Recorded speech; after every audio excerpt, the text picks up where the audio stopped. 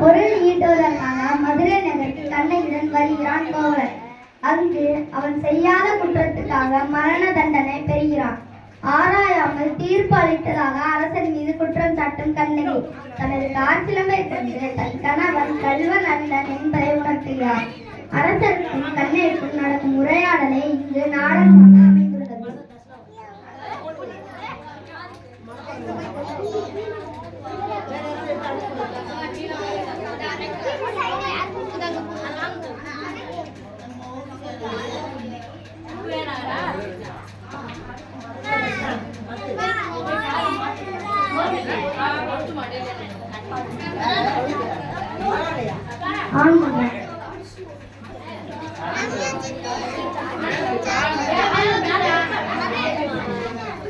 ராஜராஜ ராஜகம்பீர ராஜமார்த்தாண்ட ராஜகுலத்திலக மாமன்னர் நாட்டியலியன் வருகிறார் வருகிறார் வருகிறார்.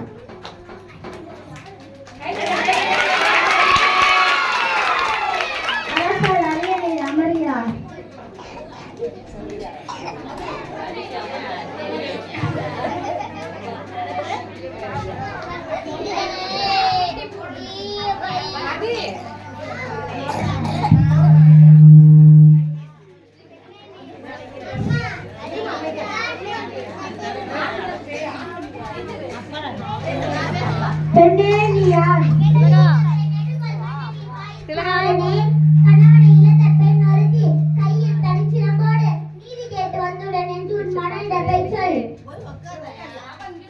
இங்கிட்டு திரும்பி பேசுப்பா.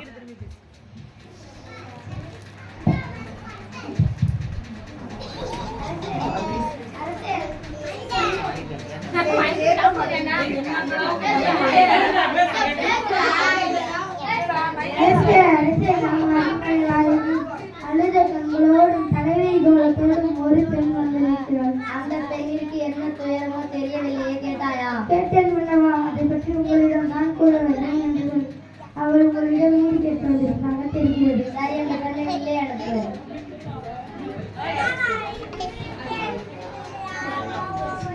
இளங்கொடி போன்ற பெண்ணே, நீ யார்? எம்மை காண வந்ததற்கு காரணம் என்ன? உனக்கு என்ன வேண்டும்? ஆராயாது நீதி வழங்கிய மன்னனே, என்னைய யாரும் கேட்கிறாய்? சொல்கிறேன் கேள். உலகம் இயக்கும் ஒரு வண்ணப்புறா உங்க தனது உடலை தன் சிறுமரனை பற்றி அறிவாயா? பற்றி கண்டை தேர்காலை எடுத்துக்கொண்ட தன் மகனும் அதே தேர்காலை கொண்டான் மனுநீசன், அவனை பற்றி அறிவாயா? பெண்ணை இன்னும் நான் கேட்ட வினாக்கு விடை கூறவில்லை. அதை விட்டு வேறு எதை கூறிக்கொண்டிருக்கிறாய்? இனப்பினருமை தெரியாத மன்னா, பெருமை மிக்க சோழ மன்னர்கள் அந்த புகார் நகரமே எனதோர் புகழ் மிக்க குமாரனின் மனைவினார். என் பெயர் கண்ணகி. ஓ, இப்போது புரிகிறது. அந்த கல்வன் கோவலனின் மனைவியார் நீ. போதும் மன்னா, நிறுத்து. யாகாவரை நாகாக்க மன்னா, நாகாக்க யார் கல்வன்? என் கணவனை கல்வன் என குற்றம் சாட்டிய கயவர்களே கல்வர்கள்.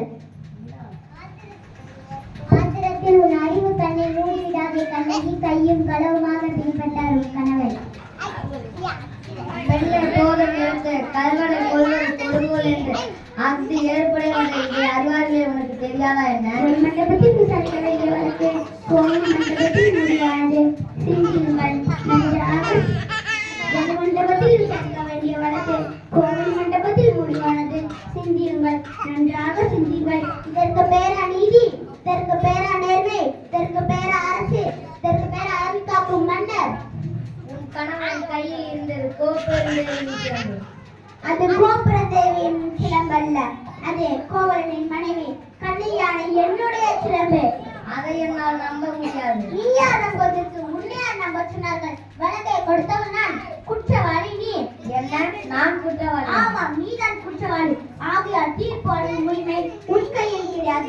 இதோ இங்கே அமர்ந்துள்ள மேன்மை மிக்க சான்றர்களே, நல்ல தீர்ப்பு கூறட்டும். அதற்கு என்ன ஆதாரம்? ஆதாரம் வேண்டுமா? 1000 கேள்விகள் கேட்டு உன்னை குற்றமற்றவன் அல்ல என நிரூபிக்க இப்படி துடிக்கிறாயே. இப்படி ஒரே ஒரு கேள்வியை நான் தானே கேட்கிறேன். நீ தவறாத நெடுஞ்செழியன் என்ற பெயர் உனக்கு நினைத்திருக்குமே. அதற்கு என்ன ஆதாரம்? ஆதாரம் வேண்டுமா? இதோ இந்த சிலம்பு, இதற்கு இணையான மற்றொரு சிலம்பை என் மனவாளன் கொண்டு வந்தார். அவனை அநியாயமாக கொண்டு குவித்து விட்டனர். அது உன்னுடைய சிலம்பி என்று உன்னால் எழுதிக்க முடியுமா?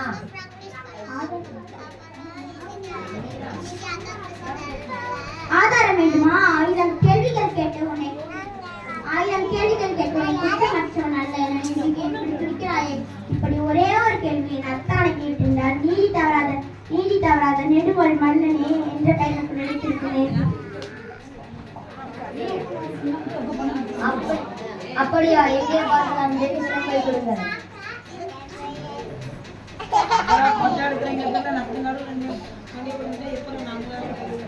பார்த்தாயா? பொற்கள் முத்துக்கள். அடுத்த சிலம்பு.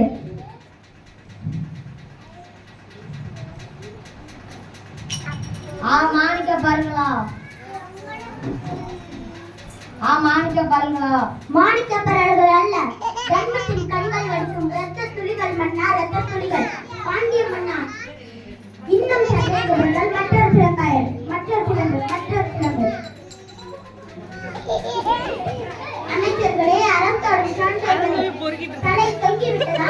நேர்மை அழைத்து விட்டதா? வாய்மை எரிஞ்சு விட்டதா? இத்தலை நினைப்பதை சிரிக்கிறது மன்னா, சிரிக்கிறது. சிலர் சொல் கேட்டு பெருமிலை செய்தன. யானோ அரசன் யாரோ கல்லன் இதுவரை என் கிழக்கு எவரும் பழித்தலுக்கு செய்யாத பழித்தலுக்கு ஆளாகிவிட்டன. வெண்கொற்ற குடை தான் இதற்கு, செங்கோல் தான் இதற்கு. என் வாழ்வை அரசர்